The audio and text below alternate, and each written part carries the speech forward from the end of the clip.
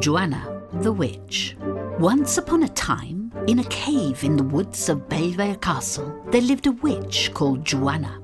She would often invite her friends round and they would make a frightful racket. One day, a young hunchback by the name of Joan was passing by that way. He had been gathering firewood and was returning home when he heard the witches. He went into the cave and they invited him to come and dance with them as they sang Monday, Tuesday, Wednesday 3, Thursday, Friday, Saturday 6. Monday, Tuesday, Wednesday 3, Thursday, Friday, Saturday 6. Joan joined the circle of witches, dancing merrily and singing along.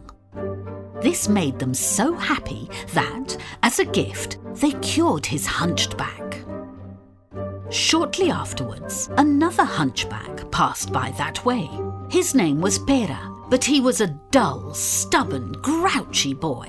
He also heard the witch's song and went into the cave. They invited him to dance with them too, but every time the witches sang their song, he would add, "And Sunday 7. This infuriated the witches, and they told him not to mention that day, as it is the day that witches hate.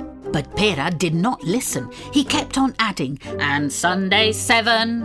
Joana and her friends were so enraged that they took the hunch they had removed from Joan and stuck it right in the centre of Pera's chest. So Pera was left hunched both front and back. Well then, perhaps he shouldn't have been such a brat.